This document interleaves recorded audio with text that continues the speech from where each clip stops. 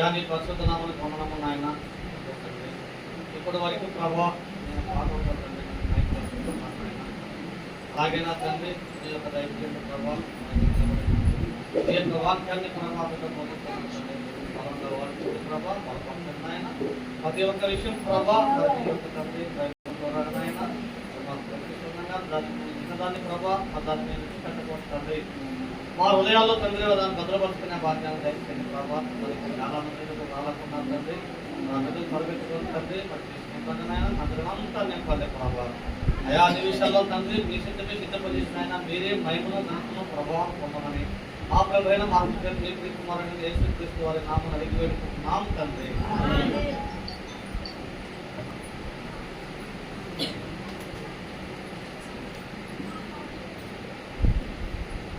దేవుని స్తోత్రం. మరి ప్రాంతంలో నడిపించిన సోదరులకు కూడా మనం వందనాలు తెలియజేద్దాం. మీ అందరికీ వందనాలండి. ఈరోజు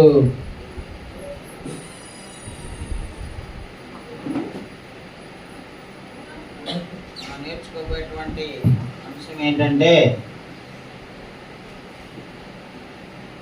విచారమును ఆందోళనను ఎలా అధిగమించాలి. అమ్మా విచారం ఉంటుందా ఉండదా? ఉంటాయి.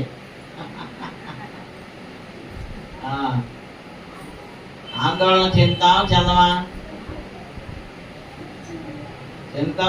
చెప్పండి. చెందుతామండి. ఆందోళన విచారము ఇవన్నీ కూడా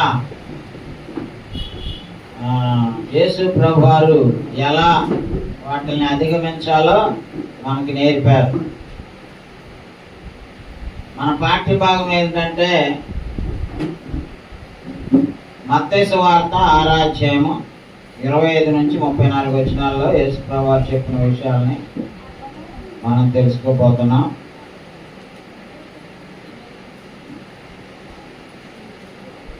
అందువలన నేను మీతో చెప్పున్నదేమనగా ఏమి తిందుమో ఏమి త్రాగుదుమో అని మీ ప్రాణమును గూర్చేనను ఏమి ధరించుకొందుమో అని మీ దేహమును గూర్చేనను చింతింపకుడి. ఆహారము కంటే ప్రాణమును వస్త్రము కంటే దేహమును గొప్పవి కావా. ఆకాశ పక్షులను చూడి అవి విత్తవు కోయవు పొట్టలో కూర్చుకొనవు, అయినను మీ పరలోక తండ్రి వాటిని పోషించుచున్నాడు. మీరు వాటికంటే బహుశ్రేష్ఠులు కారా. అదండి యేసు ప్రభు ఇక్కడ 4 ఉదాహరణలనే మనకు చెప్తారు. ఒకటి, మనల్ని విచారించొద్దు, ఆందోళన చెందొద్దు, చింతపడొద్దు అని చెప్పాడు. అందుకని ఒక ఉదాహరణ చెప్తున్నాడు. ఏమని? ఎవరిని చూపిస్తున్నాడమ్మా? పెద్ద పెద్ద ధనవంతులు చూపిస్తున్నాడా? ప్రైమ్ మినిస్టర్ని లేకపోతే ప్రెసిడెంట్ చూపిస్తున్నాడా? వాళ్ళని చూపించలా. ఎవరిని చూపిస్తున్నాడు? ఆకాశ పక్షులను చూడండి అన్నాడు. ఆకాశ పక్షులను చూసి మీరు విచారించడం మానేయండి అంటున్నాడు. మనం విచారం అనేటటువంటిది మన మానవ నైజం. మరి కానీ యేసు ప్రభువు ఏమంటున్నారంటే మీరు విచారించొద్దు. ఆకాశ పక్షులను చూడండి. ఆకాశ పక్షులు మనకి బోధ చేస్తాయి, ఒక పాఠాన్ని నేర్పుతున్నాయి ఆకాశ పక్షుల రూపంలో. ఆకాశ పక్షులు మనుషులు చూసి అనుకున్నాయి అంట. 2 పక్షులు. ఒక పక్షి అంటదంట, ఏంటి మనుషులు ఎంత ఆందోళన చెందుతారు ఏంటి అని అంటూ ఒక పక్షి తోటి పక్షితో అంటే, ఈ పక్షి అంటదంట వాళ్ళకి పరలోక తండ్రి పోషిస్తాడని నమ్మకం లేదు, అందుకే మనుషులు అలా ఆందోళన చెందుతారు ఫలితానికి అని చెప్తుందంట. అమ్మా నిజమా కాదా? మనం ఆకాశ పక్షులు ఏమన్నా పొలంలో నాటుతాయా, విత్తుతాయా, కోస్తాయా, గరిసెల్లో దాచుకుంటాయా? ఏమీ లేదు కదండి. అయినా కానీ పరలోక తండ్రి ఏం చేస్తున్నాడు? ఎందుకనంటే ఆందోళన చెందటం, అది లేదు ఇది లేదు, రేపు ఎలా బతకాలని చింతించేటటువంటి ఆ మనాద ఆందోళన వీటికి లేదు, ఆకాశ పక్షుడికి లేదండి. మనమేమో పద్యానికి ఆందోళన చెందుతాం, యాంగ్జైటీ, టెరిఫై అయిపోతాం, భయపడిపోతుంటాం, గాబరా పడిపోతుంటాం. ఎందుకంటే అది ఒక జ్ఞానం లేని మనుషులుగా మనల్ని దేవుడు వర్ణిస్తున్నాడు. అందుకే అరే బాబు, మీరు ఆందోళన చెందొద్దు, విచారించొద్దు, ఏం తినాలి, ఏం తాగాలి, ఎలా బతకాలి ఏంటి అనేది. ఎందుకంటే ఆకాశ పక్షులు అలాగా చూడండి ఒకసారి, ఆకాశ పక్షులు ఏమన్నా విచారిస్తాయమ్మా? ఏయా ఆకాశ పక్షులకి ఏమన్నా ఉన్నాయా? అలా ఏమన్నా పోగు చేసుకుంటాయా? సేవింగ్ చేస్తాయా? లేవుగా. వాటికి బ్యాంకులు లేవు, అకౌంట్లు లేవు, సేవింగ్స్ లేవు. అవసరమైతే తాకట్టు పెట్టుకోవడానికి ఏమైనా ఉంటే వాళ్ళ దగ్గర. మరి అవి ఎందుకని అంత హాయిగా బతుకుతున్నాయి? Because they faith in God. ఈ సృష్టికర్త మమ్మల్ని పోషిస్తాడనేటటువంటి నమ్మకం. మరి ఆకాశ పక్షులకి ఉన్నటువంటి ఆ యొక్క నమ్మకం మనకు లేకపోతుందంటే ఏంటి? మనం ఆలోచన సరిగా వీఆర్ సెన్స్లెస్. దేవుడు మనం పోషిస్తాడనేటువంటి కనీసమైనటువంటి జ్ఞానం, నమ్మకం లేకపోవడం వల్ల ఆందోళనకు అది దారి తీస్తుంది అన్నమాట. అందుకే చెప్తున్నాడు, ఆకాశ పక్షుల్ని చూడండి, అవి విత్తవు, అవి కోయవు, కొట్లలో దాచుకోవు, అయినను అక్కడ ఒక పెద్ద బ్లెస్సింగ్ చూపిస్తున్నాడండి. అయినను మీ పరలోకపు తండ్రి వాటిని పోషించుచున్నాడు. అయ్యా ఆకాశ పక్షుల్ని పోషిస్తున్నాడు. ఎందుకంటే దేవుడు మాకు పోషిస్తాడనే నమ్మకాన్ని అవి కలిగి ఉన్నందువలన. మరి వాటిల్లే పోషిస్తున్న ఆయన మనమంటే వాటికంటే శ్రేష్ఠులు అంటాను. మీరు ఏమన్నాడు మళ్ళా? అయినను మీ పరలోకపు తండ్రి వాటిని పోషించుచున్నాడు, మీరు వాటికంటే బహు శ్రేష్ఠులు కారా. అలాగే మత్తయి సువార్తలోనే 10వ అధ్యాయం 29 నుంచి చూడండి.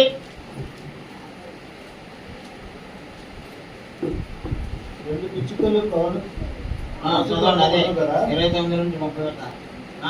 పిచ్చుకలు కాసు కనబడుతుంది కదా, అయినను మీ తండ్రి సెలవు లేక వాటిలో ఒకటైనను నేలను పడదు. మీ తల వెంట్రుకలన్నీ లెక్కబడి ఉన్నది కనుక మీరు భయపడకూడదు. ఈ అనేకమైన పిచ్చుకల కంటే శ్రేష్ఠులు. అదండి ఏమా, ఈ పిచ్చుకలకు ఉన్నటువంటి భయాందోళనని చెప్తున్నాడు. అది అసలు చాలా చాలా వాల్యూలెస్ కదా. మరి వాటికంటే కూడా మనం ఏమంటారండి, మీరు అనేకమైన పిచ్చుకల కంటే శ్రేష్టమైన వాళ్ళు అంటారు. అంటే పిచ్చుకలు భయపట్ల, ఆకాశ పక్షులు భయపట్ల, ఆందోళన చెందట్లా, విచారించట్లా, రేపు ఎలా బతకాలి ఏంటి అనేటటువంటి ఆ యొక్క ఆందోళన, యాంగ్జైటీ, మరి ఆ వరి లేకుండా హాయిగా బతుకుతున్నాయండి. మరి మనుషులమైన మనల్ని దేవుడు అన్నాడు, మీరు వాటికంటే శ్రేష్ఠులు. సో మనం ఏం చేయాలి? మరి మనం కూడా ఆందోళన చెందకుండా ఉండటానికి ప్రయత్నించాలి. అదే దేవుడు చెప్తున్నటువంటి విషయం. అలాగే మత్తయి సువార్తలోనే 6వ అధ్యాయంలో 27వ వచనం చూడండి. ఇంకొక వాటి గురించి మనుషుడు ఎప్పుడు కూడా బాధపడతా ఉంటాడు. తన వల్ల కానిది, మనం చేసుకోలేని దాని గురించి కూడా మనం ఏం చేస్తుంటామంటే ఆందోళన చెందుతూ ఉంటాం. అందుకే అక్కడ ఇంకొక ఉదాహరణ కూడా చెప్తున్నాడు చూడండి. మీలో ఎవడు చింతించడం వలన, అదిగోండి, మీలో ఎవడు చింతించడం వలన తన ఎత్తును ఎక్కువ చేసుకునగలడు. అదండి, ఒక పుట్టుని పెట్టి ఉదాహరణ చూపిస్తున్నాడు మనకి. ఏమా, మనం చింతించితే 5 అడుగులు ఉన్న వాళ్ళం 7 అడుగులకు పెరిగిపోతామా? ఏమా, ఒక అంగుళం పెంచుకోగలుగుతామా? ఎన్నేళ్ళైనా ఇలాగే ఉంటా నేను, ఎత్తు ఇంక పెరగను. మరి నేను ఇంకొక 7-8 అడుగులు పెరగాలని నేను అనుకున్నాను అనుకో, అది అయ్యే పనేనా? మరి ఆ పొట్టివాడు ఆ ఎత్తు పెరగడానికి అవకాశం లేనటువంటి వ్యక్తి ఎలాగైతే చింతించిన ప్రయోజనం ఉన్నదో, మనం కూడా రేపటిని గూర్చి అది లేదు ఇది లేనటువంటి చింతించడం వలన ఉపయోగం లేదు. అందుకని చింతించొద్దు అంటున్నాడండి. మనము 3 ఎక్కువ చేసుకోలేము, 3 తక్కువ చేసుకోలేము. కాబట్టి ఫిలిప్పీ పత్రిక 3:13 చూడండి. కాబట్టి మనం ఎప్పుడూ కూడా ఆందోళన చెందకూడదు. అది లేదు ఇది లేనటువంటి మనేదల పాలు కాకూడదు అనేటువంటిది దేవుని యొక్క ఉద్దేశం అండి. అందుకే ఇక్కడ ఇంకా కొన్ని ఉదాహరణలను చూపిస్తున్నాడు అన్నమాట. 3వ అధ్యాయము. సహోదరులారా, ఆ, నేను ఇదివరకే పట్టుకొని ఉన్నానని తలుచుకున్నాను. అదిగోండి, సహోదరులారా నేను ఇదివరకే పట్టుకొని ఉన్నానని తలంచుకొనను. అయితే ఒకటి చేయుచున్నాను, వెనక ఉన్నవి మరచి ముందున్న ముందున్న వాటి కొరకై వేగిరపడుచు క్రీస్తు యేసునందు దేవుని ఉన్నతమైన పిలుపునకు కలుగు బహుమానం పొందవలని గురి వద్దకే పరిగెత్తుచున్నాను. కాబట్టి మనలో సంపూర్ణమైన వారమందరము ఈ తాత్పర్యమే కలిగి ఉన్నాము. అప్పుడు దేని గురించి అయినను వేరు తాత్పర్యం కలిగి ఉన్నాయి కదా, అది దేవుడు మీకు బయలుపరచును.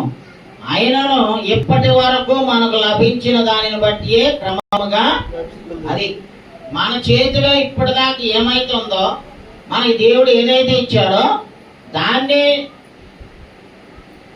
జ్ఞానయుక్తంగా యూజ్ చేసుకుంటూ దేవుడు ఇచ్చిన ఆయుష్కాలాన్ని, దేవుడు ఇచ్చినటువంటి వనరులను వాటితోనే మనం ఏం చేయాలంటే క్రమంగా నడుచుకుంటే చాలు. పౌలు గారు ఏమన్నాడు? నేను ఇదివరకు ఏదో చేసి ఉన్నానని దాని గురించి నేను తలంచుకోవట్లేదు. సో పాస్ట్ గురించి ఆందోళన చెందకూడదండి. గతంలో ఏదో జరిగిపోయింది, అమ్మో ఏంటో అని గతాన్ని తలుచుకొని మనం కుమిలిపోతూ ఉండకూడదు. గతాన్ని మనం మార్చగలమా అమ్మా? జరిగిపోయిన దాన్ని ఎవరైనా మార్చగలమా అండి? మరి మన వల్ల మనం మార్చలేని దాని గురించి ఇంకెందుకు గాబరా పడాలి? లేకపోతే జరగబోయే దాన్ని ఏమైనా మనం మార్చగలమా? అది మనకు అసలు అన్సర్టైన్, మనకు తెలియదు. సో ఒకవేళ మన వల్ల ఏదైనా తప్పు జరిగిందనుకో, దాన్ని సరిదిద్దుకునే అవకాశం ఉంటే సరిదిద్దుకోవడానికి ప్రయత్నించాలి. లేదనుకో దేవుని వదిలిపెట్టి జరిగిపోయిన దాని గురించి పొద్దాగా బాధపడుతూ భయపడుతూ ఉండకూడదు. పౌలు గారు అదే అంటున్నాడు, గతంలో నేను ఏదో చేశానని నేను అనుకోవట్లేదు. అయితే ఒకటి చేస్తున్నాను, నేను వెనక ఉన్నవి మరచి ముందున్న వాటి కొరకై వేగిరపరచు క్రీస్తు యేసునందు దేవుని ఉన్నతమైన పిలుపునకు కలుగు బహుమానమును పొందవాలని గురి వద్దకే పరిగెత్తుచున్నాను. అదండి, మనం ఏం చేయాలంటే మన ఫ్యూచర్ ఏంటో మనకు తెలియదండి. సో దేవుడు మనకి ఏమి ఇచ్చాడో ఆ ఇచ్చిన దాంతో ఉన్న ఆయుష్కాలంలో దాంతోనే మనం జాగ్రత్తగా దేవుని కొరకు జీవించాలి. ఎందుకంటే మనకు అసలు ఏమీ తెలియదు, భవిష్యత్తు ఎలా ఉంటుందో. యెషయా గ్రంథం 55:6 చూడండి. యెషయా గ్రంథం 55:6.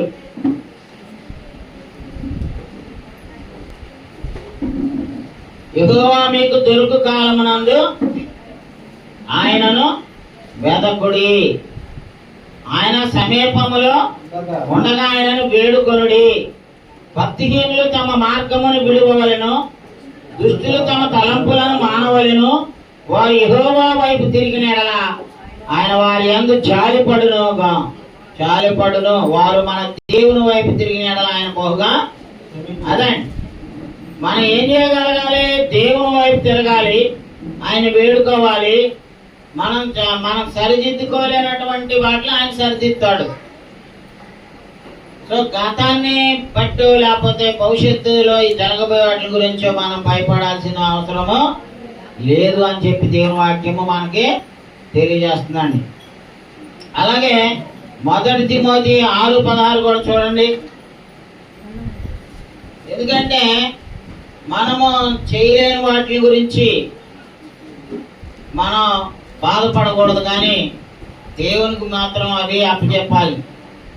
సమీపింపరాని తేజస్సులో ఆయన మాత్రమే వసించుచు వాక్యము గలవాడై ఉన్నాడు. అంతు మనుషులలో ఎవరినో ఆయన చూడలేదు, ఎవరినో చూడనేరడు.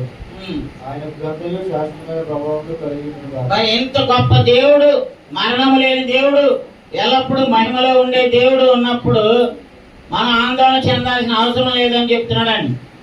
అక్కడే 6వ వచనంలో ఉన్నాడు, సంతుష్టి సహితమైన దైవభక్తి గొప్ప లాభ సాధనమైనది. అది దేవుడు మనకి ఇచ్చిన దాంతో తృప్తి కలిగి ఉన్నటువంటి భక్తిని దేవుడు మనం చేయాలని కోరుకుంటున్నాడండి. ఎందుకంటే మరి ఆయన మనకు తోడుగా ఉండగా మనల్ని ఏది కూడా ఏమీ చేయలేదు.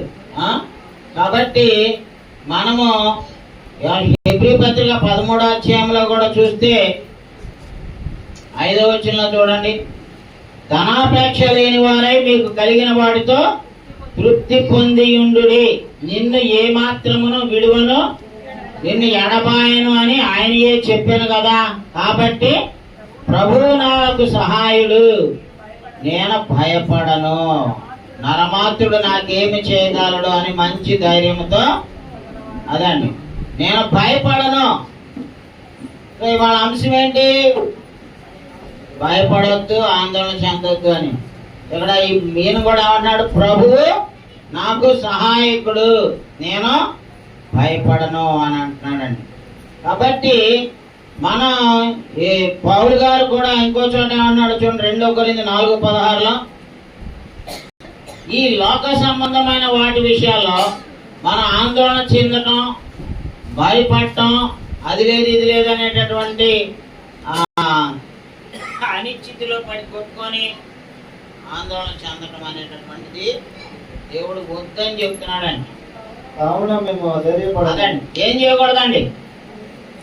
కావున మేము అధైర్యపడకూడదు. అధైర్యపడొచ్చా? భయపడొచ్చా? అధైర్యపడకూడదండి. కావున మేము అధైర్యపడము. మా బాహ్య పురుషుడు కృషించుచున్నాను, ఆంతర్య పురుషుడు దినదినము నూతన పరచబడుచున్నాడు. అది బాహ్య పురుషుడు అంటే శరీరం కృషించిపోతే, కుంగిపోతే, ముసలిదైపోతే, రోగాలు పాలవుద్ది, బలహీనం అవుతుంది. కానీ ఈ అంతరంగ పురుషుడు ఇన్నర్ మ్యాన్, అసలుడు వాడే. ఆ అంతరంగ పురుషుడు ఏమవుతున్నాడు అంటే దినదినము నూతన పరచబడుచున్నాడు.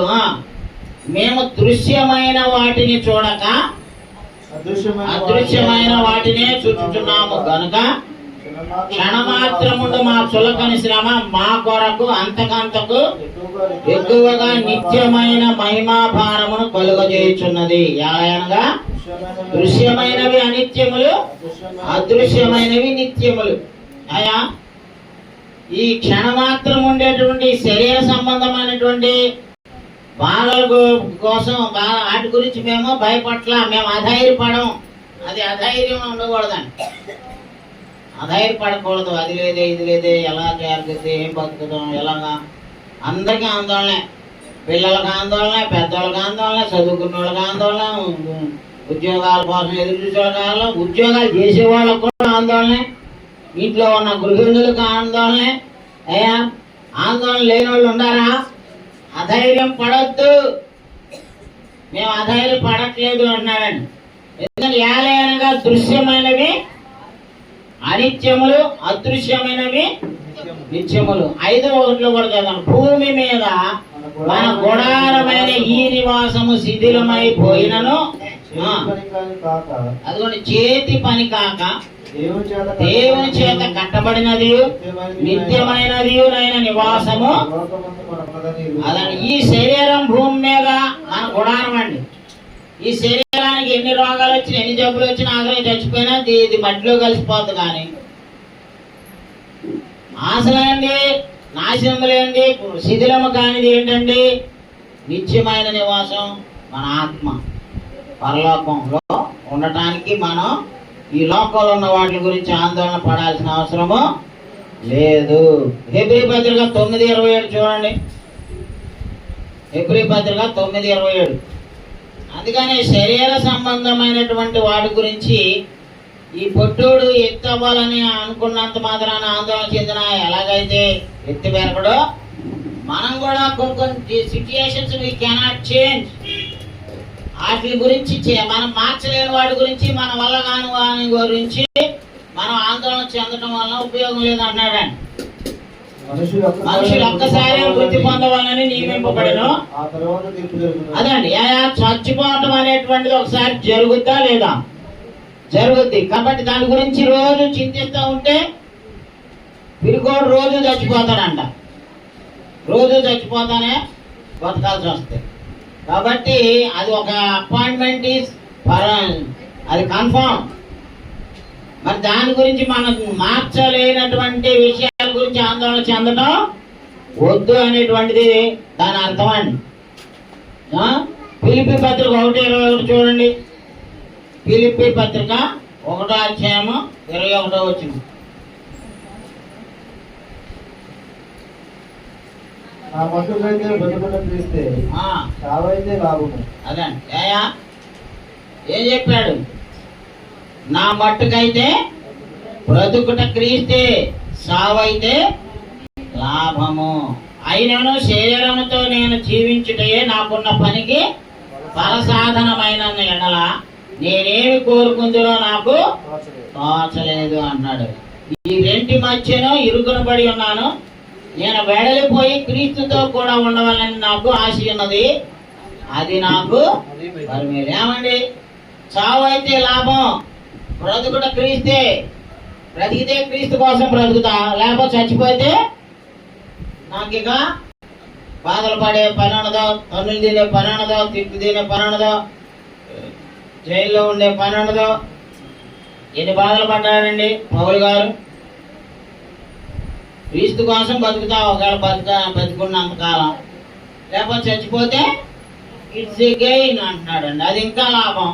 సో నాకు చావు అయితే లాభం, బ్రతుకుంటే క్రీస్తు కోసం బ్రతుకుతాను అన్నాడు. ఎందుకంటే మన చావు బతుకు అనేటటువంటిది మనం తీసుకునేటటువంటి డెసిషన్స్ మీద, మన ఆలోచన విధానం మీద ఆధారపడి ఉంటుందండి. మన యాటిట్యూడ్ని అవి ఇంప్రెస్ అయ్యేలాగా మనం ఉండకూడదు. ఎందుకంటే మరణము యొక్క కంట్రోల్ ఎవరి చేతిలో ఉందండి? Remote control. మరణాన్ని సాధించే శక్తి. మనం చావాలనుకుంటే చావగలుగుతామా, లేకపోతే 100 ఏళ్ళు 200 ఏళ్ళు బతకాలనుకుంటే బతకగలుగుతామా? It's not in our control. మన కంట్రోల్లో ఉంది ఏంటంటే ఇవాళ దేవుడు నిన్న బతికినిచ్చాడు, ఓకే, ఇవాళ దేవుడు మా ఎము కొరకు బతకటమే. Today is ours, not tomorrow is not ours. మనం ఏ రోజుకి ఆ రోజే బతకాలండి. ఇవాళకి బతికాం ఎనఫ్. అంటే ఫ్యూచర్ గురించి ప్లాన్ వేసుకోవటం, జాగ్రత్తగా ఉండటం, మంచి మంచి ఉద్దేశాలు కలిగి ఉండటం తప్పు కాదండి. ఆందోళన తప్పు అంటున్నాడు. అది అర్థమవుతుందా? మనం ఏమీ చేయలేని వాటి గురించి ఆందోళన పడటం చాలా తప్పండి. మనం చేయగలిగింది చేసుకుంటూ పోవడమే. మన వల్ల కాని గురించి మరణాన్ని మనం ఆపగలుగుతామా? సో మరణాన్ని గురించి అసలు అందుకే 1 కొరింథీ 15:55 అన్నాడు, ఓ మరణమా నీ ముళ్ళు ఎక్కడా, ఓ మరణమా నీ విజయం ఎక్కడా? మరణపు ముళ్ళు పాపము, పాపమునకున్న బలము ధర్మశాస్త్రమే. అయినను మన ప్రభు అయిన యేసు క్రీస్తు మూలముగా మనకు జయము అనుగ్రహించుచున్న దేవునికి స్తోత్రము కలుగును గాక అన్నాడు. అంటే మరణం యొక్క బలము పాపమండి. సో మరణానికి భయపడాల్సిన అవసరత కూడా మనకేమీ లేదు. కానీ మనకి దేవుడు ఇచ్చినటువంటి ఆయుష్కాలంలో సోమరితనం లేకుండా కష్టపడి పని చేసుకుంటూ బతకడం మాత్రం మనకి దేవుడు ఇచ్చినటువంటి పని అండి. ఆదాము అవ్వల్ని ఏదైనా తోటలో పెట్టి తిని ఒప్పుకోండి అన్నాడా? ఏమన్నాడు? సేద్యం చేయండి అన్నాడు. ఈ తోటని సేద్యం చేయడం అంటే వ్యవసాయదారుడు ఎంత కష్టపడతాడో తెలుసమ్మా మీకు? ఎంత కష్టపడతాడు వ్యవసాయదారుడు? టైం టు టైం లేగాలి, టైం టు టైం వెళ్ళాలి, నారు పోయాలి, నాటాలి, కలుపులు తీయాలి, ఏ రోజుకి ఆ రోజు దాన్ని వెరిఫై చేసుకుంటూ ఉండాలి, దాని చుట్టూ తిరగాలి పంట వ్యవసాయం వచ్చేదాకా. మరి మానవుడిని దేవుడు ఎప్పుడు సోమర్థనంగా బతకమని చెప్పలేదండి. అందుకే పని చేయకుండా ఆహారమే తినొద్దు అంటున్నాడండి.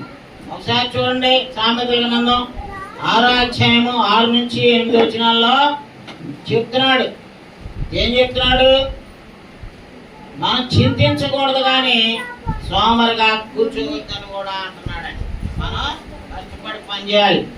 సోమరి చీమల యొద్దకు వెళ్ళుము, వాటి నడతలు కనిపెట్టి జ్ఞానము తెచ్చుకొనుము. వాటికి న్యాయాధిపతి లేకున్నాను, పై విచారణకర్త లేకున్నాను, అధిపతి లేకున్నాను, అవి వేసవి కాలమందు ఆహారము సిద్ధపరచుకొనును, కోతకాలమందు ధాన్యము కూర్చుకొనును.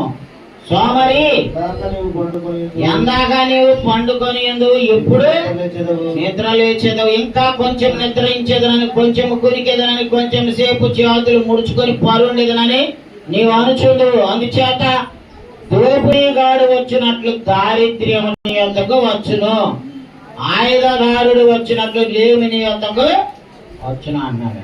అయ్యా ఎవరి మీదకి వచ్చి దరిద్రము? ఎప్పుడు చూసినా మన ఇళ్ళు దరిద్రంగా ఉండడానికి, మనం దరిద్రమైన స్థితిలో ఉండడానికి ఏంటి? సోమర్థనం పెద్ద అవరోధం అండి. మనం బాగుపడకపోవడానికి, మనం దరిద్ర స్థితిలోకి వెళ్ళడానికి సోమర్థనం మెయిన్ రీజన్. అర్థమైందా?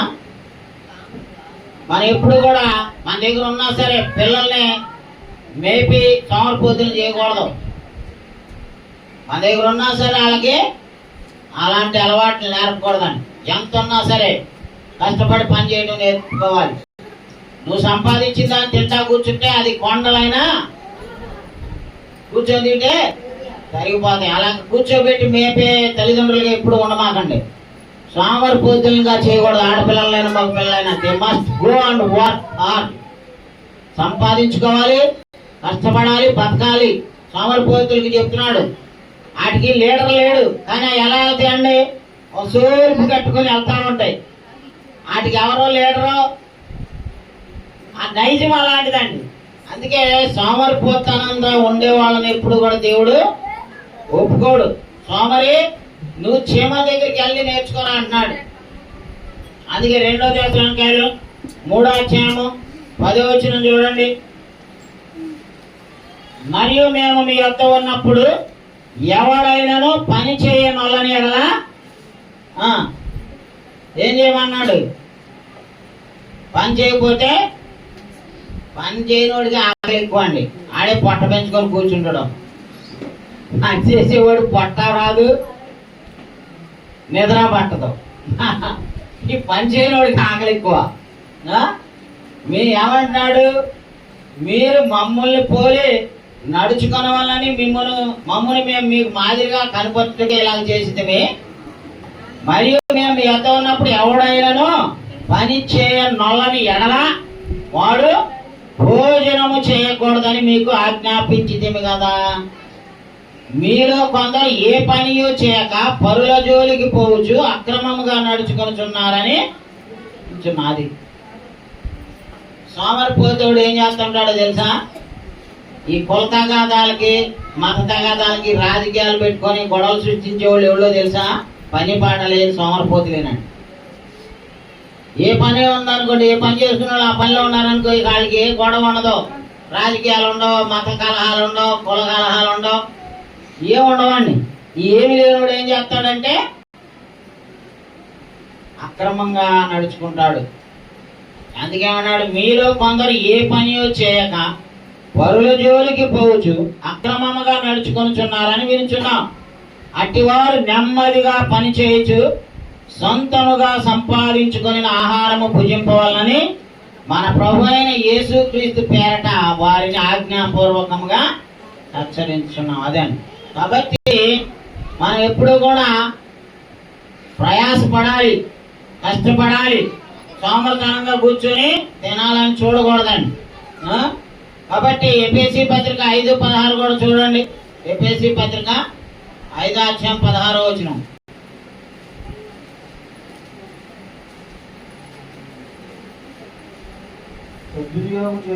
మా దినములు చెడ్డవి కనుక మీ సమయమును అదండి, దినములు చెడ్డవి కనుక మీరు సమయమును పోనీయక సద్వినియోగం చేసుకొనొచ్చు, అజ్ఞానుల వలె కాక జ్ఞానుల వలె నడుచుకున్నట్లు జాగ్రత్తగా. అదండి అయ్యా, ఏం చేయకూడదంటండి, మనం అజ్ఞానుల్లాగా నడుచుకోకూడదంటండి, జ్ఞానుల్లాగా నడుచుకోవాలంటండి.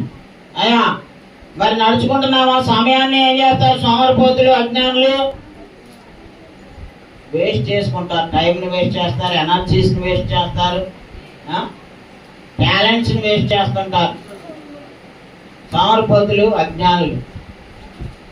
ఒకటి దగ్గర 100 రూపాయలు అని అనుకో, ఆ 100 రూపాయలని కుటుంబానికి వాడుకుంటారు. తాగుబోతులు ఏం చేస్తారండి, ఆ 100ని తీసుకెళ్ళి బెల్లం బిడ్డలకి లేకుండా చేసి తాగి దూరలాడుతుంటారు రోడ్ల మీద. ఆడ జ్ఞాన అయ్యా. సో అజ్ఞానుల్లాగా దుర్వినియోగం చేయకూడదండి. నీకోసం, కుటుంబం కోసం, దేవుని పని కోసం నీకున్న వనరులను సద్వినియోగం చేయాలి, అప్పుడే దేవుడు మెచ్చుతాడండి అది.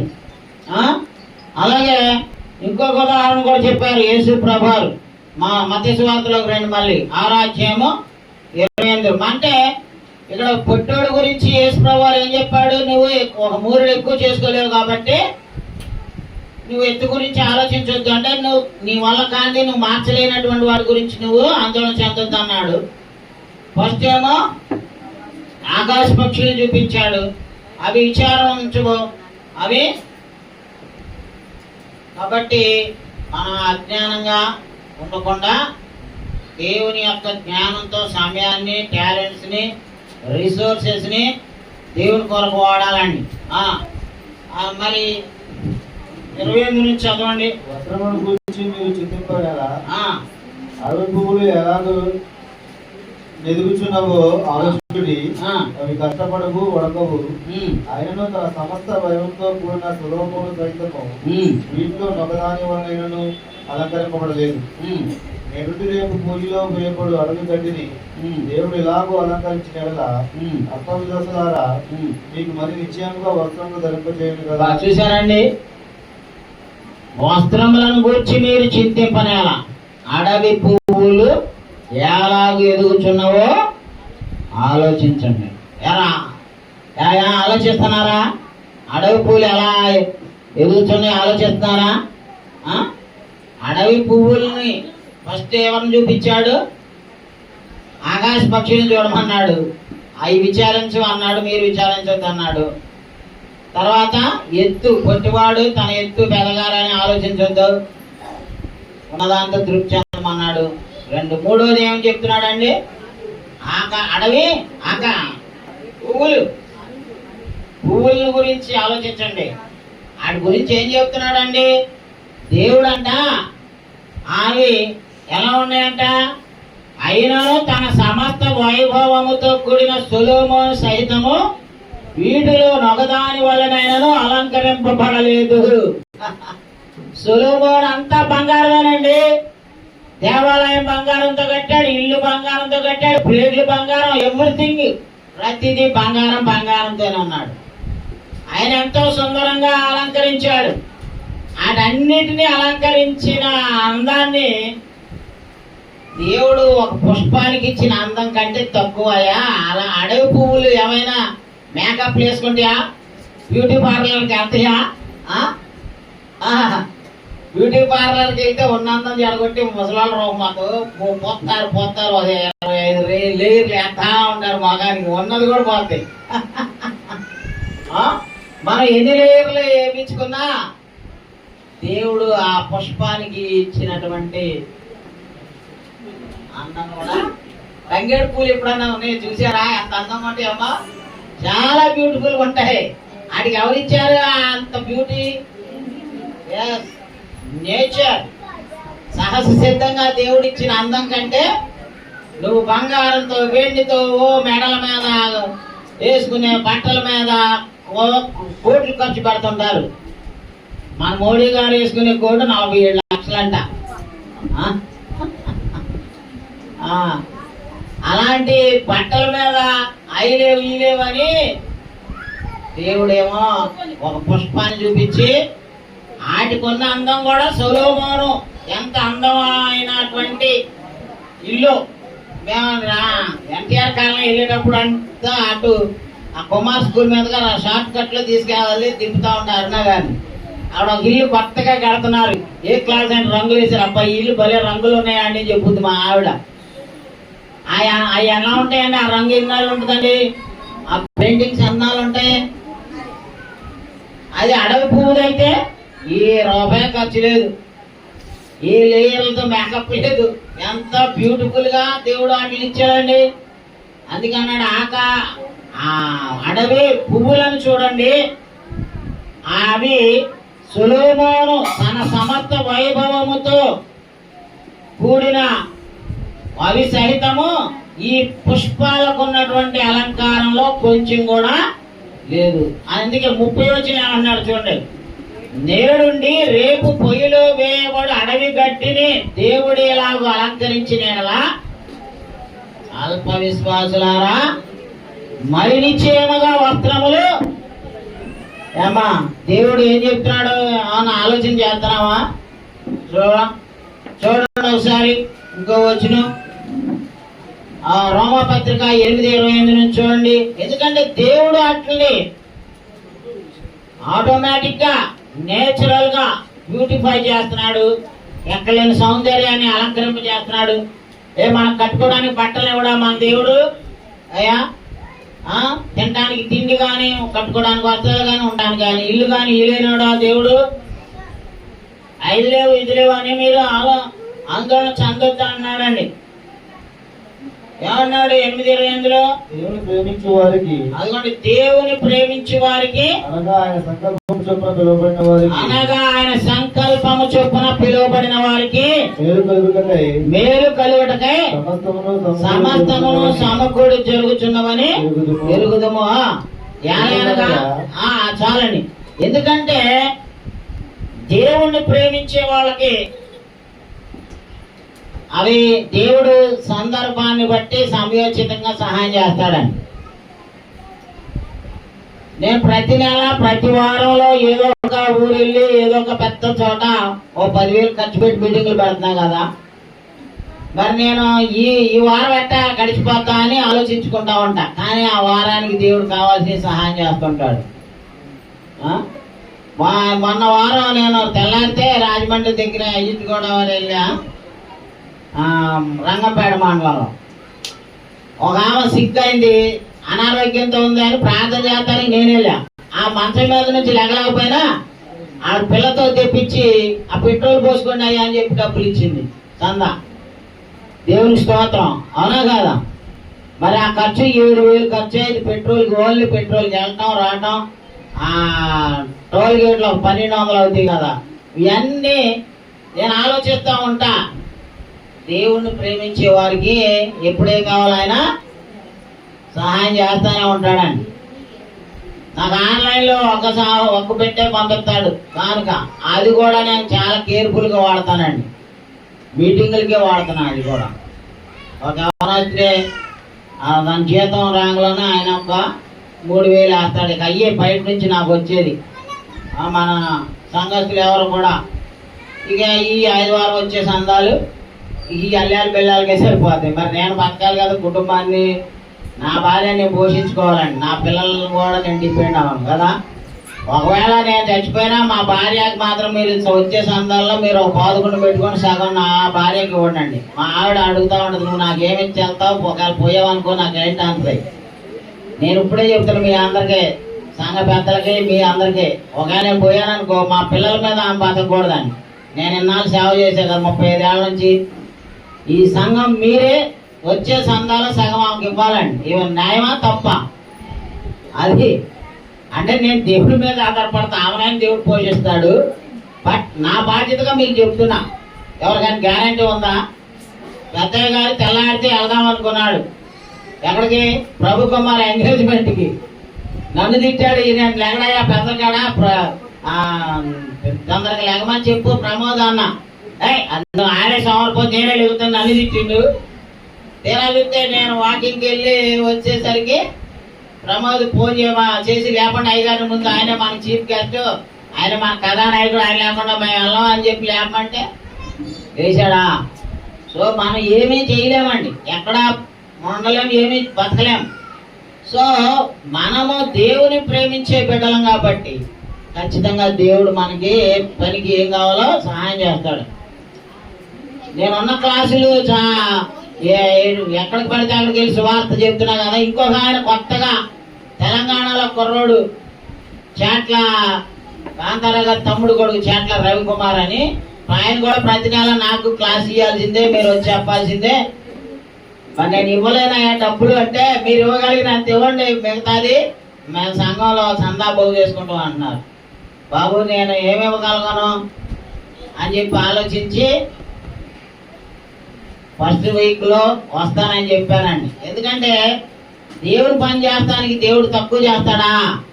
దేవుడు పని చేయడానికి దేవుడు ప్రేమించితే దేవుడు నాకు ఎప్పుడు కూడా తక్కువ చేయలేదండి. ఎప్పుడు ఏది కావాలో అప్పుడు ఆయన సప్లై చేస్తాడండి.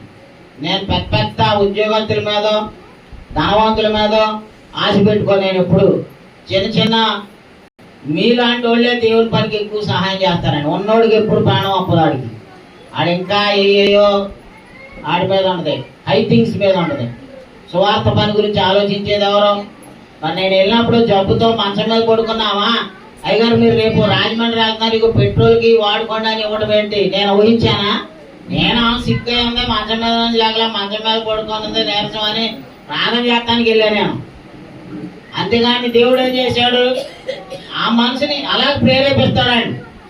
దేవుణ్ణి ప్రేమించాను నేను, అందుకనే నాకు ఏది కావాలని ఆయన. నూతిపాడు మీటింగ్ ఉంది, మళ్ళీ ప్రతి శుక్రవారం ఎక్కడ ఉంది, అది బయట నెలకు ఒకటి పడింది, అది ఇంకా భారీ ఖర్చు.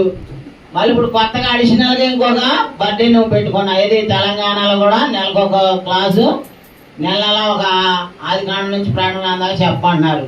మరి దానికి కూడా 7-8 అవుతుంది. ఎవరు ఇస్తారు? నేను ఇస్తానయ్యా ఎంత అనేవాళ్ళు మీలో ఒకళ్ళ ముందుకు రావట్లా. నాకు ఏదో వింటున్నారు, ఆదాం గారు చెప్పుకొని సోది చెప్పుకొని పోతారు. మనం ఎట్లా ఇది అన్నట్టుగా తల ఒప్పుకొని వెళ్తాం. మళ్ళీ ఆదివారం దాకా ఆయన కనపడం కదా అనుకుంటున్నారు. మీరు ఇవ్వకపోయినా దేవుడు నాకు ఇస్తాడని. ఆమె చెప్పండి. ఎందుకంటే దేవుణ్ణి ప్రేమించేవాడు చింతించక్కర్లా, విచారించక్కర్లా, బాధపడక్కర్లా. God will provide. ఇప్పుడు ఇస్సాకు అడిగాడు అబ్రహాముని వారిని, నాన్న మరి కొండ మీద బలి ఇవ్వడానికి వెళ్తున్నావు కదా, తీసుకెళ్తున్నావు కదా, గొర్రె అన్నాడు. బలి మంది ఎవరినండి? కొడుకుని. మరి అబ్రహాము అన్నాడు దేవుడే చూసుకుంటాడు అన్నాడు. మరి తీసుకెళ్ళాడు, కట్ల మీద పెట్టాడు, ఆ తల నరకడానికి ఎత్తాడు. నరికి ఆ బాడీని తలని అక్కడ పెట్టి అందిస్తాడు. నొప్పు దహన బలి అంటే అదండి. మరి ఏం చేశాడు దేవుడు? అబ్రహామా నువ్వు ఆ చిన్నవారి మీద నీ చెయ్యి వేయొద్దు, నీకు విశ్వాసం ఉంది అని చెప్పి నేను పరీక్షించాను, నాకు రుజువు చేశావు చాలు అని చెప్పి ఆ కొడుకు బదులు గొర్రె పిల్లని ఇచ్చి బలిచ్చాడు. కొడుకుని బతికించుకున్నాడు. ఆయనే ఇశ్రాయేలు సంతానానికి విశ్వాసులకు తండ్రిగా మారాడు. కాబట్టి అడవి గడ్డిని పుష్పాలను చూసి మనం ఆలోచించి నేర్చుకోవాలండి. We have no need to worry. Anxiety కూడా ఉండకూడదు. ఎలా బతకాలి, ఎలాగా ఏంటి అనేటువంటిది నేను ఎప్పుడు ఆందోళన పడలేండి. దేవుడు చూసుకుంటాడని నేను అనుకుంటా. నాకు అలాగే దేవుడు సహాయం చేస్తున్నాడు. మీరు కూడా విశ్వాసం ఉంటే మీకు కూడా ఆయన అలాగే చేస్తాడండి. చూడండి, మొదటి తెస్సలోనికైలు 4:13 చూడండి. కాబట్టి ఏమి తిందుమో ఏమి త్రాగుదుమో అని చింతించొద్దు, భయపడొద్దు, ఆధారపడొద్దు అనేటువంటిది ఈరోజు మనకి దేవుడు ఇస్తున్నటువంటి అంశం. తీసారా? మొదటి తెస్సలోనికైలు 4:13. సహోదరులారా, నిరీక్షణ లేని ఇతరుల వలె మీరు దుఃఖపడకుండా నిమిత్తము నిద్రించుచున్న వారిని గుర్చిన మీకు తెలియకుండా మాకు అదండి. నిరీక్షణ లేని ఇతరులు ఏం చేస్తారండి? హోప్లెస్ పీపుల్ ఏం చేస్తారు? నిరీక్షణ లేకపోతే దుఃఖిస్తూ ఉంటాం. దుఃఖపడకూడదు అంటున్నాడండి. ఒక ఆయన నాకు తెలిసిన సహోదరుడికి లివర్ క్యాన్సర్ వచ్చింది. ఆయన అంటే ఎలా బాధపడుతున్నారు, ప్రార్థన చేస్తున్నాము, పర్మనెంట్ సొల్యూషన్ ఏమన్నా ఉంటే బాగుండు అని ప్రార్థన చేస్తున్నాం అంటే, నాకు దేవుడి మీద నమ్మకం, దేవుడే బాగు చేస్తాడులే, ప్రార్థన చేయండి అన్నాడు. అని ఆయనకి ఎవరి మీద ఉంది నమ్మకం? లివర్ క్యాన్సర్, కెమోథెరపీ రోజు చేయించుకుంటున్నారు ఒక సహోదరుడు. మరి ఆయన ఏమన్నాడు? ఆయన కానీ చచ్చిపోతేనేమో అమ్మో అయ్యో వాయో వామో అంటున్నాడా? దేవుడి మీద నాకు నమ్మకం ఉంది, దేవుడే ఏదో ఒక సొల్యూషన్ చూపిస్తాడులే అని చెప్పి చెప్తున్నాడు. నాకంటే 10 ఏళ్ళు పెద్దోడు. కాబట్టి మనం ఎప్పుడు కూడా నిరీక్షణ లేని వాళ్ళలాగా విచారించకూడదు. అలాగే ఫిలిప్పి 2:13 కూడా చూడండి. ఎందుకంటే మనం తలపెట్టినా కానీ వాటిని నెరవేర్చుకోవడానికి దేవుడు సహాయం చేస్తాడు. అక్కడ ఏ విధమైనటువంటి భయాందోళన వాళ్ళకి ఉపయోగం ఉండదండి. ఎందుకనగా మీరు ఇచ్చేయించుటకును కార్యసిద్ధి కలుగు చేసుకున్నటకును తన దయా సంకల్పము నెరవేరుటకై మీరు కార్యసిద్ధి కలుగు చేయవాడు దేవుడు. అదండి ఏమంటున్నాడండి? ఎందుకనగా మీరు ఇచ్చేయించుటకును కార్యసిద్ధి కలుగు చేసుకున్నటకును తన దయా సంకల్పము నెరవేరుటకై మీరు కార్యసిద్ధి కలుగు చేయవాడు ఎవరంటండి? దేవుడే. మనం అనుకుంటున్నాం ఓ పని చేయాలనుకుంటున్నాం, మరి అది చేయాలంటే దానికి ఆ యొక్క సామర్థ్యాన్ని కలుగు చేయాలి కదా. సామర్థ్యం లేకుండా చేయగలుగుతామండి? చేయలేమండి. ఎందుకనగా మీరు ఇచ్చేయించుటకును కార్యసిద్ధి కలుగు చేసుకున్నటకును తన దయా సంకల్పం నెరవేరుటకై మీలో కార్యసిద్ధి కలుగు చేయవాడు దేవుడే. కాబట్టి అమ్మా మనం ఏదైనా సరే దేవునికి అప్పచెప్తే ఆ యొక్క పని ఆయన నెరవేర్చుతాడు. అలాగే మత్తయి సువార్తలను 6:32 రండి. మనం కంక్లూడ్ చేసుకోవటానికి లాస్ట్ లో యేసు ప్రభువు వారు ఇంకొక ఉదాహరణ చూపించాడండి. ఇవన్నీ మీకు కావాలని, అదిగోండి ఇవన్నీ మీకు కావాలని మీ పరలోకపు తండ్రికి తెలియను, మీ పరలోకపు తండ్రికి తెలియను. కాబట్టి మీరు ఆయన రాజ్యంలో నీతిని మొదలుపెట్టుకుని. అదండి ఆయన ఏమన్నా దేవుడిని ఏమని చూపిస్తున్నాడండి మనకి? అయ్యా మనకి పరలోకపు తండ్రి ఉన్నాడు. పిల్లలు ఉన్నారు, వాళ్ళు ఎప్పుడైనా బాధపడతారా? పిల్లలు మేము ఫీజులు ఎట్ట కట్టాలి, మేము మాకు చొక్కాల యూనిఫామ్ ఎవరు గుర్తిస్తారు, లేదా పలకలు ఎవరు కొంటారు, పెన్సిల్ ఎవరు కొంటారు, పెన్నులు కొంటారని వాళ్ళు ఎప్పుడైనా ఆందోళన చెందుతారు. వాళ్ళు హ్యాపీగా తిరుగుతూ ఉంటారు. అలాగే ఎవరున్నారనే ధైర్యం మా తండ్రి, మా అమ్మ నాన్న చూసుకుంటారు.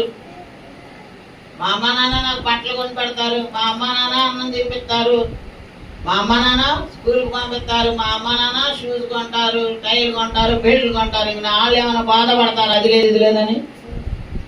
సో పిల్లల్లాగా పరలోకపు తండ్రికి పిల్లలు కాదు మనం. మరి మన పరలోకపు తండ్రి ఉన్నాడని మనం ధైర్యంగా ఉండాలి వద్దా అండి? చూడండి యెషయా గ్రంథం 11:6. కాబట్టి మనకి ఏం కావాలో మన పరలోకపు తండ్రికి తెలుసు. కాబట్టి మనం ఆ విషయంలో కూడా ఆందోళన చెందాల్సిన పని లేదు. అందుకే పిల్లల్ని తండ్రిని ఇక్కడ చూపిస్తున్నాడు. మీ పరలోకపు తండ్రికి తెలుసు మీకేం కావాలో, మీరు ఆందోళన చెందకండి. పిల్లలు ఎలాగైతే ధైర్యంగా ఉంటారో, తోడేలు గొర్రె పిల్ల యొక్క వాసం చేయను, చిరుత పులి మేక పిల్ల యొక్క పండుకొను, కోడయు కొదమ సింహమును పెంచబడిన కోడియు కుడుకంగా పాలుడు వాటిని. అది పిల్లలు కూడా చేయగలిగేటటువంటి సామర్థ్యం ఇస్తాడు అంటున్నాడండి. మత్తయి సువార్త 18:3 కూడా చూడండి. కాబట్టి పిల్లల లాగా మనం కూడా తల్లిదండ్రుల మీద ఆధారపడినట్టుగా మనం కూడా దేవుని మీద ఆధారపడాలి. అలాగే పిల్లలు ఎలాగైతే నిష్కపటంగా నిర్దోషంగా ఉంటారో మనం కూడా వాళ్ళలాగే మనం కూడా నిర్దోషులుగా ఉంటే ఆ పరలోకపు తండ్రి మనకు సహాయము చేస్తారండి. అదని మీరు మార్పు నుండి బిడ్డల వంటి వారైతేనే కానీ నీతో నిశ్చయంగా చెప్తున్నాను. కాగా ఈ బిడ్డ వలె తను తాను తగ్గించుకుని వాడెవడో వాడే పరలోక రాజ్యములో. పిల్లలు ఎలాగైతే నిర్భయంగా దేవుని మీద తల్లిదండ్రుల మీద ఆధారపడి బతుకుతారో మనం కూడా పరలోక తండ్రి మీద ఆధారపడి బ్రతకాలండి. మనం కూడా అలాగా నిర్దోషులుగా నిర్భయంగా జీవించడానికి ఉండాలి. చింతించకండి, యాంగ్జైటీ వద్దు, వర్రీ వద్దు, ధైర్యంగా ఉండాలి, అధైర్యంగా ఉండకూడదండి. కీర్తనలో 37:1 చూడండి. కీర్తన గ్రంథం 37వ కీర్తన 1వ వచనంలో ఏం చెప్తున్నాడు? పెద్దవారిని చూసి నీవు వ్యసనపడకము, దుష్కార్యములు చేయవారిని చూసి మత్తరపడకము, వారు గడ్డి వలనే త్వరగా ఎండిపోతుంది. అదండి, ఏండి చెడ్డోళ్ళకే బాగా జరుగుతుంది. మనం ఇంత మంచిగా ఉంటున్నా, నీతిగా నిజాయితీగా ఉంటున్నా, మరి మనకేమో ఇంత బాధలు వస్తున్నాయని ఇప్పుడు అనుకోమాకండి. చెడ్డవారిని చూసి నువ్వు వ్యసన పడొద్దు, దుష్కార్యాలు చేసే వాళ్ళని చూసి నువ్వు మత్సర పడొద్దు. వారు గడ్డి వలనే త్వరగా ఎండిపోదురు, పచ్చని కూర వలనే వాడిపోతురండి. మరి మనం ఎలా ఉండాలంట? యెహోవా యందు నమ్మిక ఉంచి మేలు చేయము, దేశమందు నివసించి సత్యమును అనుసరించుము, యెహోవాను బట్టి సంతోషించుము, ఆయన నీ హృదయ వాంఛలను. అదండి, మనం సంతోషించడానికి మనకు ఒక సోర్స్ ఉంది, ఆయనే దేవుడు తండ్రి. నీ మార్గమును యెహోవాకు అప్పగించుము, నీవు ఆయన నమ్ముకొనుము, ఆయన నీ కార్యము నెరవేర్చుతాడండి. అది దేవుడు మన కార్యాలు నెరవేర్చుతాడు కాబట్టి ఆయనకి మనం వాటిని అప్పచెప్తాం. అలాగే లోకాసు వార్తలో కూడా 10:38లో 42 దాకా చూస్తే అక్కడ ఒక అక్క చెల్లెలు ఉంటారు. ఎవరు? మరియమ్మ, మార్తమ్మ. వాళ్ళిద్దరు ఏం చేస్తున్నారు? వాళ్ళిద్దరిలో ఒక ఆమె ఏం చేస్తుందంట? బహు విచారం చేస్తుందంట. ఏంటి చూడండి. అంతటా వారు ప్రయాణమే పోచుండగా ఆయన ఒక గ్రామంలో ప్రవేశించింది. మార్త అనే ఒక స్త్రీ ఆయనను తన వెంట చేర్చుకుని ఆమెకు మరియా సహోదరి ఉండేది. ఈమె యేసు పాదముల యొక్క కూర్చుండి ఆయన బోధ వింటుండెను. మార్త విస్తారమైన పని పెట్టుకున్న చేత తొందరపడి ఆయన ఎద్దకు వచ్చి, ప్రభువా, నేను ఒంటరిగా పనిచేయటకు నా సహోదరి నన్ను విడిచిపెట్టినందున నీకు చదలేదా? నాకు సహాయం చేయమని ఆమెతో చెప్తాను. అందుకు ప్రభు, మార్తా మార్తా, నీవు అనేకమైన పనులను గురించి విచారం కలిగి తొందరపడుతున్నావు, కానీ అవసరమైనది ఒకటే. మరియా ఉత్తమమైనది దాన్ని ఏర్పరచుకునేను, అది ఆమె ఎదురు నుండి తీసివేయబడ్డని ఆమెతో చెప్పారు. ఏమా యేసు ప్రభు ఏమంటున్నారు? ఏమనే? మార్తా మార్తా, నీవు అనేకమైన పనులను గురించి విచారము కలిగి తొందరపడుచున్నావు, అవసరమైనది ఒక్కటే. మరియ ఉత్తమమైన దానిని ఏర్పరచుకునేను, అది ఆమె యొద్ద నుండి. అదండి, విచారం కలిగి ఉన్నదండి. అనేకమైన పనులను బట్టి ఏముంటదంటే విచారం ఉంటది. ఆ విచారము యాంగ్జైటీ, వర్రీతో ఆమె యేసు ప్రభు దగ్గరకు వచ్చి అడుగుతుంది, అయ్యా, నేను ఒక్కదాన్నే ఇంత పని పెట్టుకొని చేస్తుంటే నీకు చింతించవేంటి? ఆయన కూడా ఆమెలా గాబరా పడు, బాధపడు, చింతించు, విచారించు అంటుంది. యేసు ప్రభు ఏమన్నారు? మార్తా మార్తా, నీవు అనేక పనులు పెట్టుకొని విచారించున్నావు, తొందరపడుతున్నావు, ఉత్తమమైనది ఒకటే, మరియు ఉత్తమమైనది ఎన్నుకుంది, అది ఆమె యొద్ద నుండి చెప్పాడు. కాబట్టి ఆయన మనల్ని విచారించొద్దు, అనేక పనులు పెట్టుకొని తొందర పెట్టుకొని పొర్రపాటు చేసుకోకూడదు. మనం మల్టీ టాలెంటెడ్ అని ఎప్పుడు అనుకోకూడదండి. మనం మానవ మాత్రం. మనం అనుకోని సంఘటనలు ఎన్నో జరుగుతుంటాయి. మనం అనుకోని క్షణాల్లో జీవితాలు తలకిందులైపోతాయి. రాజమండ్రిలో తాగుబోతోళ్ళు ఏం చేశారు? మా పిల్ల డాక్టర్ అంట, ఏదో మాల్లోకి వెళ్ళి ఏదో కొనుక్కోను, ఏదో సినిమా చూసి వస్తుందని స్కూటర్ మీద. తాగుబోతోళ్ళు ఏం చేశారు? 3 సార్లు గుద్దాడండి. ఇవ్వడానికి తిరిగి దారికి ఒకసారి గుద్దుతారు. ఆడు 3 సార్లు గుద్దాక ఆ పిల్ల తలకాయ మీద నుంచి ఎక్కించాడంట. ఆడి గంజాయి మత్తులో, డ్రగ్స్ మత్తులో వాళ్ళు ఏం చేస్తున్నారో తెలియట్లేదండి. ఎక్కడ చూసినా గంజాయి, ఎక్కడ చూసినా మద్యం వేరులైపోతుంది. మందులు ఉండవు హాస్పిటల్లో, డాక్టర్లు ఉండరు, వైద్యం ఉండదు. ఈడికి పెట్టట్లే ప్రభుత్వం డబ్బులు. తాగండ్రా, డబ్బులు వస్తాయి మాకు అని. ఆ తాగుబోతోళ్ళు ఏం చేశాడు? నా పిల్లని పాపం డాక్టర్ అమ్మని గుద్దించి 3 సార్లు అంటాడు. ఆ అమ్మాయి అంట సీరియస్ గా చూసిందంట. వీడు మందు మీద గంజాయి మీద ఉన్నాడు కదా, ఆడి కోపం వెళ్ళిపోయింది ఎక్కడికో. గుర్తించు వాళ్ళ మొఖాలు ఇంత మడుగు చూపిట్లా. వాళ్ళేదో పెద్ద రిచ్ క్యాండిడేట్స్ అయి ఉంటారు, వాళ్ళ బాబులు బ్యాడ్ ఫాదర్లు ఉంటారులే. ఆ కొడుకులు ఏం చేసినా, వాళ్ళ పిల్లలు వాళ్ళ కుటుంబ సభ్యులు ఏం చేసినా, ఏరి లాంటి వాళ్ళు ఏం చేస్తున్నా, వాళ్ళ కొడుకులు తప్పుడు పనులు చేస్తున్నా వీళ్ళకి కూడా బ్యాడ్ ఫాదర్స్ ఉంటారు. సూట్ కేసులు పంపించి కేసులు అన్ని తారుమారు చేపించే రాజకీయాలు ఉన్నాయి కదండి. వాళ్ళ పార్టీ కూడా అయితే కేసులు ఉండవు, అపోజిషన్ పార్టీ కూడా అయితే ఆడి మీద ఉంటాయి కేసులు. అలాగా తయారైంది వ్యవస్థ. కాబట్టి మనం ఎప్పుడు కూడా చింత విచారం అనేటువంటిది లేకుండా దేవుని మీద ఆధారపడి బతకాలనేది దేవుడి ఉద్దేశం. అలాగే ఇప్పుడు ఇంకోటి చదవండి, ఎఫెసీ 3:20 చదవండి. మనలో కార్యసాధకమైన తన శక్తి చొప్పున మనము అడుగు వాటన్నిటికంటేనో ఊహించు వాటన్నిటికంటేనో అత్యధికముగా చేయ శక్తి గల దేవునికి క్రీస్తు యేసు మూలముగా సంఘములో తరతరములు సదాకాలము మహిమ కలుగును గాక. ఆమేన్.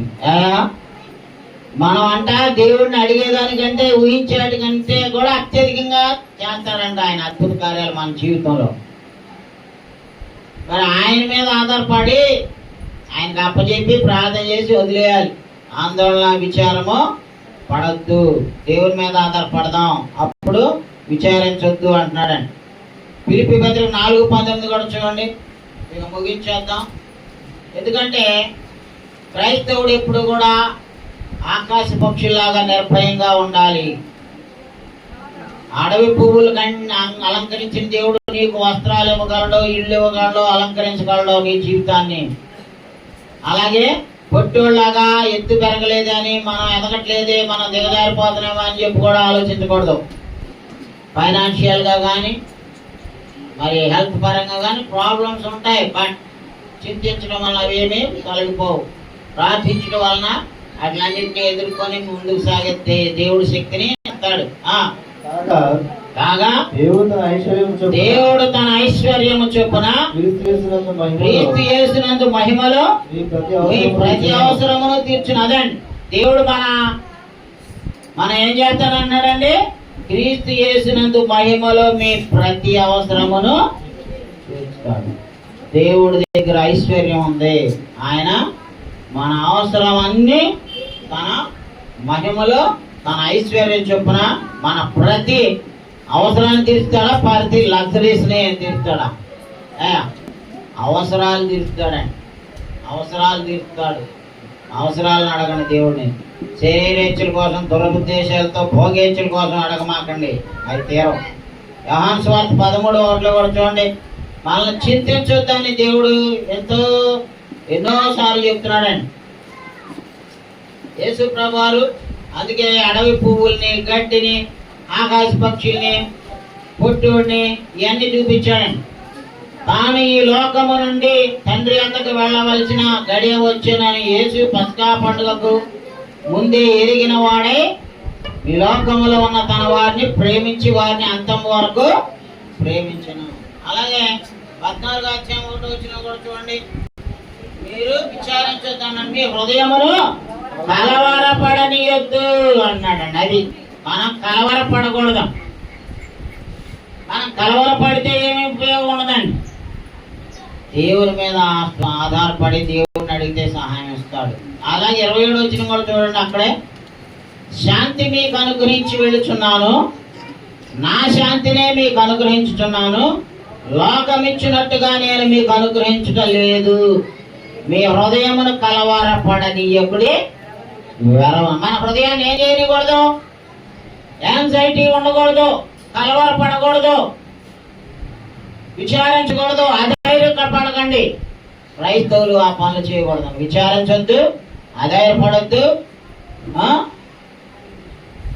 తొందరపడొద్దు. అలాగే 121:5 చూడండి. కీర్తన గ్రంథం 121:5. కీర్తన గ్రంథం 121:5. అదండి, యెహోవాయే నిన్ను కాపాడువాడు, నీ కుడి ప్రక్కన యెహోవా నీకు నీడగా ఉండును. పగలు ఎండ దప్పైనను నీకు తగలదు, రాత్రి వెన్నెల దప్పైనను. అదండి యెహోవాయే ఏం చేస్తాడండి? నిన్ను కాపాడువాడు అంటున్నాడండి. మా సోదరుడు ఒక ఆయన పై అంతస్తు నుంచి పడ్డాడండి. ఇదంతా ఒక 1 లీటర్ దాకా రక్తమే కారిందండి బట్టలో. ఇప్పటికీ మోకాళ్ళు నొప్పులు, మొగాళ్ళ కాటికి దెబ్బలు తగినండి. ఆయన అంటున్నాడు, మేము వెళ్తే దేవుడైనయ్యా నన్ను చావకుండా కాపాడాడు, బతికించాడు అన్నాడు. దేవుని స్తోత్రం చెప్పండి. ఎందుకంటే నిన్ను కాపాడేవాడు యెహోవాయే. దేవుడు కాపాడపోతే ఆ పై అంతస్తు నుంచి పడినప్పుడు తలకు తగిలితే ఏమైపోతావమ్మా? బ్రతుకుతామా? కాబట్టి నీ యెహోవాయే నిన్ను కాపాడువాడు. నిన్ను కాపాడువాడు కునుకడు నిద్రపోడు. 139వ కీర్తన 10వ వచనం కూడా చూడండి. కాబట్టి మనము దేవుని మీద ఆధారపడదామండి. విచారించొద్దు, బాధపడద్దు. 139:10 అక్కడను నీ చెయ్యి నన్ను నడిపించును, నీ కుడి చెయ్యి నన్ను. అంటే wherever we go his hand is with us. ఏమన్నాడు? అక్కడ కూడా ఎక్కడ పాతాళంలోనైనా ఆకాశంలోనైనా భూమి మీదైనా ఆయన హస్తముకి దొరకనటువంటి ప్లేస్ ఏది కూడా లేదు. ఎక్కడ అయినా సరే 139 కీర్తన 1 నుంచి చదువుకోండి. ఆయన లేని ప్లేస్ లేదు, ఆయన చూడనిది లేదు, ఆయనకి తెలియనిది లేదు, ఆయన చేయలేనిది కూడా ఏమీ లేదు. కాబట్టి మనం ఆందోళన పడాల్సిన పని అసలు లేదు. సామెతలు 3:5 చూడండి. సామెతల గ్రంథం 3:5. స్వబుద్ధిని ఆధారం చేసుకొనక, అదిగోండి, నీ స్వబుద్ధిని ఆధారం చేసుకోనక నీ పూర్ణ హృదయంతో యెహోవా యందు నమ్మకం ఉంచుము. అదండి, మన పూర్ణ హృదయంతో దేవుని మీద ఆధారపడాలి. మన సొంత తెలివితేటలే, చావు తెలివితేటలను ప్రయోగిస్తూ ఉంటాం. అవి ఏమి ఉపయోగం ఉండదండి. అవన్నీ దరిద్రానికే.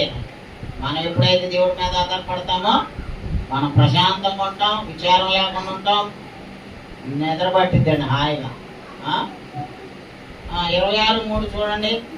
కీర్తన గ్రంథం అది యెషయా 26:3. యెషయా గ్రంథం 26:3. ఎవని మనసు నీ మీద ఆనుకొనునో వానిని నీవు పూర్ణ శాంతి గలవానిగా కాపాడుదు, ఏలైనగా అతడు నీ యందు విశ్వాసం ఉంచి ఉన్నాడు. అదండి, దేవుని మీద విశ్వాసం ఉంచితే ఏమవుతుందండి? మన మనసు ఆయన మీద అనుకోవాలి. ఆ మనసు అనుకోవాల్సింది ఎవరి మీద అండి? దేవుని మీద. డాక్టర్ల మీద, లేకపోతే వైద్యాల మీద, డబ్బుల మీద, సంపాదన మీద, తెలివితేటల మీద అనుకున్న వాళ్ళు దెబ్బతింటారండి.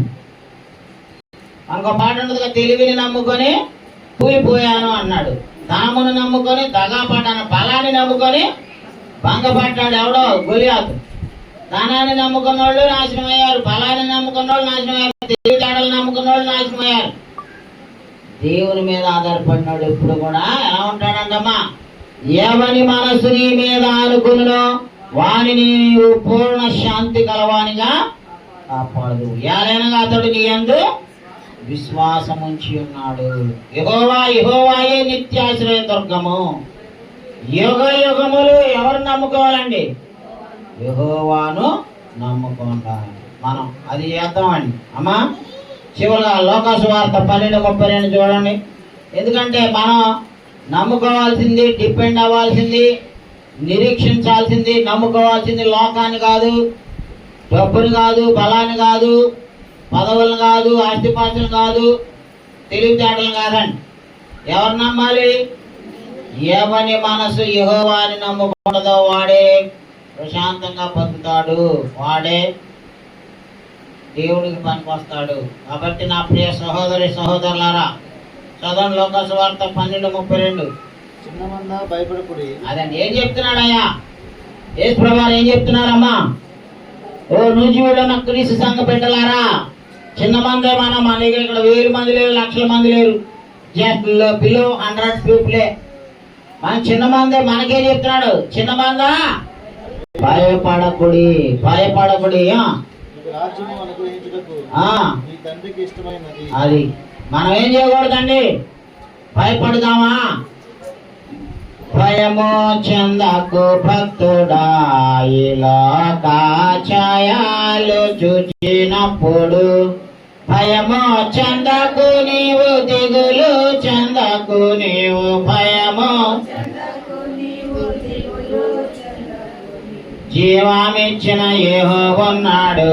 ఓ భక్తుడా, జీవామిచ్చిన యేసయ్య ఉన్నాడు. ఏమా బబులోను దేశమందున ఆ ముగ్గురు భక్తులు బొమ్మకి మొక్కనందున పట్టి బంధించి రాజు అగ్నిలో పాడవేస్తే, పట్టి బంధించి రాజు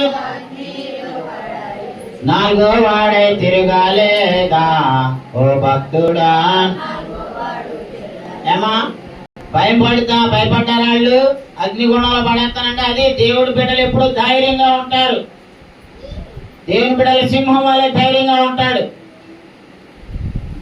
కాబట్టి భయము పడద్దు. ఏసేపు గురించి ఉంది, దానియేలు గురించి ఉంది, ఆ పాటలో చాలా విషయాలు ఉంటాయి, చాలా వచనాలు ఉంటాయి. సో భయపడకుడి అంటున్నాడు. చిన్న మంద ఏం చేయకూడదు, భయపడద్దు అంటున్నాడని. ఆ తర్వాత యోధా గ్రంథం చూడండి, యోధా 1:24 వచ్చిన.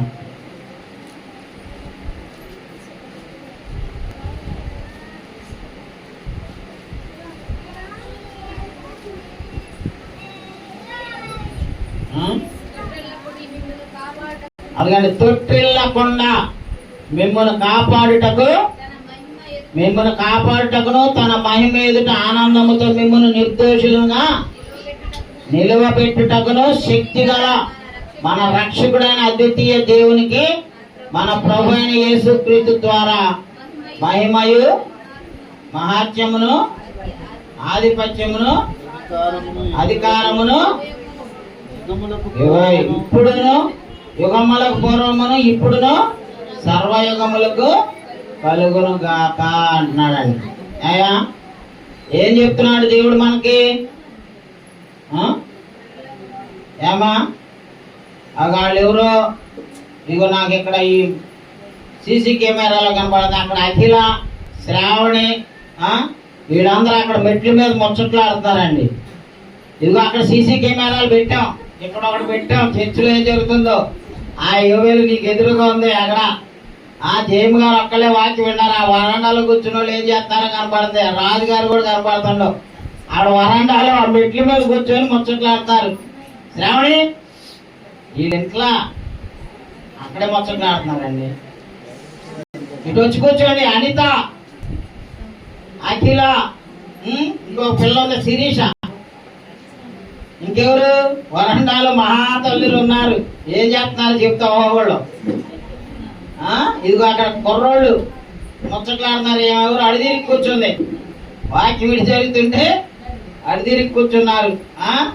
లోపల ఇంత ఖాళీ ఉంది, కుర్చీలు ఖాళీగా ఉన్నాయి. పురుషులకి మీరందరూ ఇక్కడే పడతారని ఇదిగో బోర్డు ఖాళీగా ఉన్నాయి. ఫ్రంట్ లైన్, సెకండ్ రోలో, థర్డ్ రోలో. లోపల వాళ్ళు ఏం చేస్తున్నారో కూడా కనపడుతుందండి ఇక్కడ నాకు. కాబట్టి ఇక నుంచి అన్నా జాగ్రత్తగా ఉండండి. ఇక్కడ నాకు రేపు నేను మీకు వీడియోలే పంపిస్తా. ఇక నుంచి ఆరాధన జరిగినప్పుడు ఆ బయట కూర్చున్న వాళ్ళు ఏం చేస్తారో అలాగే పంపిస్తా. ఇక్కడ లోపల కూర్చున్న వాళ్ళ గురించి పంపిస్తా. అక్కడ బయట తిరుగుతున్నారు చూడు అమ్మగారులు, మీకు అందరికి వీడియోలు వచ్చేస్తాయి. ఇక నుంచి ఏం చేయాలి? దేవుడి దగ్గర, దేవుడి మందిరంలోకి వచ్చాం. ఈ క్యాంపస్ ని దేవుడు మనకి ఇచ్చాడు. దేవుడు పని చేస్తున్నాం, అద్భుతంగా జరుగుతుంది. మరి దేవుడు మనకి అన్ని ఎక్కడికి వెళ్ళినా ఊరేగిస్తున్నాడు. అక్కడ 100 మంది వచ్చారండి బోధకులు. అవన్నీ మీకు ఫోటోలు పెట్టాను కదా చర్చ్ గ్రూప్ లో. మరి అవన్నీ ఎవరు చేస్తున్నారు? డబ్బుతో చేయట్లే, నేను దేవుడి శక్తితో చేస్తున్నా. అవన్నీ మీరు చూస్తున్నారు కదా నా రిపోర్ట్ అంతా. మరి దేవుడు మనల్ని కాపాడుతాడా లేదా? వాక్యం ఏం చెప్తుందండి? తొట్టిల్లకుండా మిమ్మల్ని కాపాడుటకును తన మహిమ ఎదుట ఆనందముతో మిమ్మల్ని నిర్దోషులుగా నిలవబెట్టుటకును శక్తి గల మన రక్షకుడైన అద్వితీయ దేవుడు అంటున్నాడండి.